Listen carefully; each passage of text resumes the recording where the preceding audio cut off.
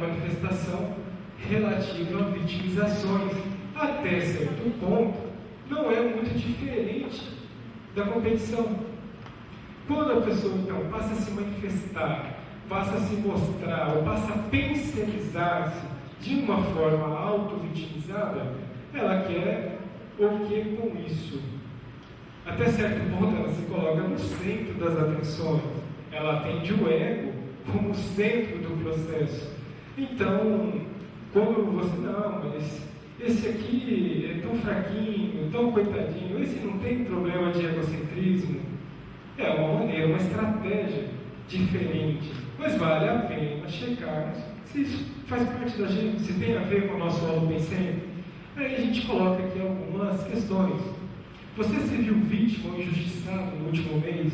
Até que ponto não cavou a situação? Aqui já fica difícil, porque se sofreu um processo de vitimização no último mês, é provável que todos, com um processo ainda de trabalho, de egocentrismo, não, aquele negócio ali foi inadequado, ou aquele dia no trânsito eu levei uma fechada. Agora, quando você vai olhar se cavou o negócio, pode ser que não. Isso já é alguma reação e tudo mais, mas vale a pena aprofundar. Pode ser que não mesmo. Você consegue rever a condição e entender a sua responsabilidade no fato? Você sustenta algum processo de mágoa? A base, se for o caso pessoal, tem mágoa em algum contexto, tem mágoa por alguém, tem mágoa por alguma situação, por alguma injustiça que sofreu? Quanto de egocentrismo tem isso?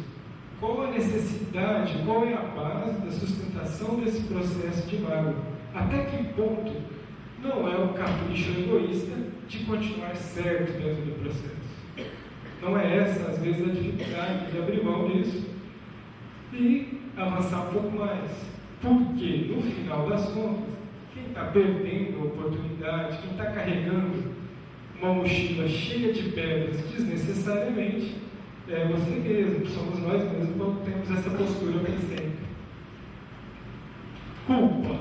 Culpa é uma outra cunha autopensênica muito habitual em processos relativos ao egocentrismo. Por quê? É uma condição relativa ao passado das pessoas, pretérita, relativa à passividade, de fuga da responsabilidade, onde tem culpa, ela exime até certo ponto a consciência de responsabilidade e começar a mexer nas coisas. Então, vale a pena estarmos aprofundando através das questões. Essas questões estão no Prosimples e vocês podem avaliar com calma. Você tem sentido culpa? Já se perguntou para quem é o sentimento? Qual a intenção de dar força a esse sentimento?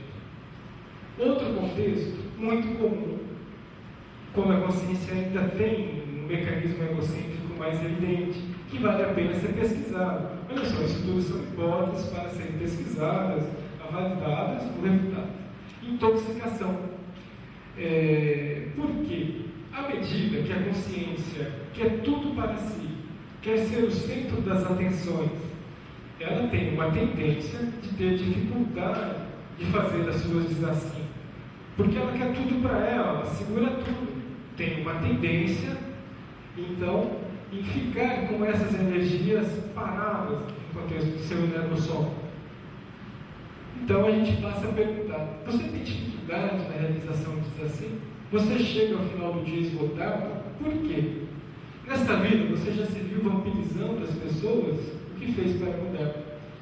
A gente vai colocar um adendo relativo aqui ao autoassédio, que as cunhas autoassediadoras abrem espaço para o heteroassédio. E aqui sim, os assediadores promovem a exacerbação do egocentrismo infantil na pessoa adulta, a fim de obter ascendência sobre ela. É muito simples ter ascendência sobre uma criança até certo ponto. Autoconceito distorcido. Então, a gente abre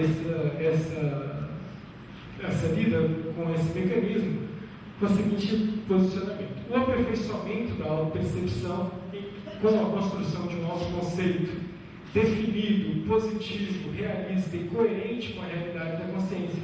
A saída para desenvolver o autoconceito, então, é a experimentação na prática, é vivenciar dia a dia o seu holossoma, o tempo todo. O autoconceito elaborado pela experimentação é a profilaxia, a exacerbação de falsos autoconceitos com o predomínio psicossomático, que é a relação, é a base do funcionamento egocêntrico, onde a pessoa tem falsos autoconceitos, seja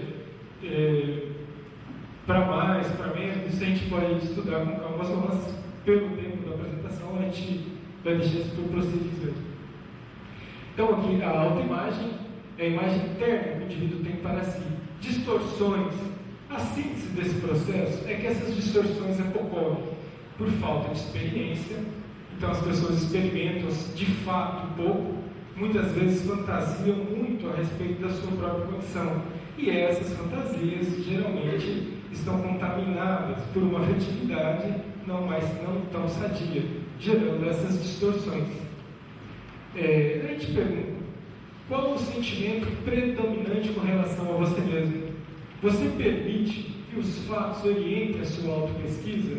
Aqui a gente começa a fazer a profilaxia para evitar, então, as distorções com relação ao nosso dia a dia. Bom, eu me acho ruim em determinado aspecto, mas sempre tiro nota boa naquela disciplina, por exemplo, no caso acadêmico. Até que ponto você não é bom naquilo e está distorcendo, seja por que motivo for? A autocorrupção é um mecanismo também bastante presente no processo do egocentrismo. A manutenção da manifestação egocêntrica semeada com autocorrupções, com a intenção de manter o centro das atenções. Então ele já enxerga, tem coisas que ele já não aprova, mas o pseudo-ganho de estar no centro das atenções, de manter a condição como está, faz com que a consciência tope determinadas autocorrupções. Aqui a gente faz uma pergunta para sintetizar esse mecanismo. Qual foi o autossuborno que você produziu nas últimas 12 horas? Pode ser que nenhum, pode ser que tenha acontecido isso. Vale a pena pesquisar, aprofundar com abertismo. Outra situação que a gente pode perguntar, qual foi a última atuação com total sinceridade e transparência, ombro a ombro com o amparador? São questões que a gente está pensando no nosso dia a dia. Baixa autopercepção. Com todas essas lentes distorcendo a nossa pesquisa, é provável que tenha realmente uma situação onde a pessoa se perceba mal, tenha dificuldade com esse processo. E a gente vê como vacina o investimento na pesquisa. Então, a qualificação da intenção, ou seja, ele vai melhorar a sua intenção a hora que ele se pesquise de uma maneira mais isenta. Esse é o processo da autoconsciência terapia. Ainda na baixa autopercepção, a gente vê o parapsiquismo, a gente vai dar um enfoque nesse tema, a conjugação da cognição e o parapsiquismo em favor da autopesquisa possibilita o amadurecimento da autopercepção. O mecanismo egocêntrico é trava o desenvolvimento do parapsiquismo cosmoético, por visar sempre finalidades egóicas. O egocídio se impõe neste processo para a manutenção da saúde da consciência parapsíquica. Isso é uma coisa para a gente estar pensando. Até que ponto alguma dificuldade no desenvolvimento do nosso parapsiquismo tem relações ainda com o não enfrentamento de processos egocêntricos. Intencionalidade. Então, a gente sabe que, por mais que isso esteja abaixo de um nível, quando a gente fala em problema de intencionalidade, não é sempre aquela pessoa escrachada, mal intencionada, mas a gente quer dizer que o processo egóico ele traz por si só uma desqualificação da intenção, mesmo que isso esteja abaixo do nível da autopercepção. A pessoa sequer percebe que isso está atrapalhando a sua percepção. Está abaixo disso. E utiliza de alguns recursos antigos, anacrônicos, por exemplo, a manipulação, que tem muita relação com egocentrismo ou com processos mais egóicos. Então a gente pergunta, você, na sua vivência com as relações, com relação às suas energias, predomina a manifestação cosmoética ou tem utilizado este artifício para manipular as pessoas? Isso, através da checagem holossomática, pode ficar muito evidente para cada um de nós. Autoconsciência terapia. Então, aqui mostrado apenas alguns mecanismos aí que a gente pesquisou relativo ao processo egocêntrico, a gente entra numa fase de autoconsciência terapia. Isso que a gente vai poder ir mais rápido, porque já foi bastante explorado, o professor Iago já falou sobre isso. A gente vê a autoconsciência terapia como uma tecnologia autoterapêutica fundamentada no paradigma consciencial. Utiliza técnicas da consciência terapia.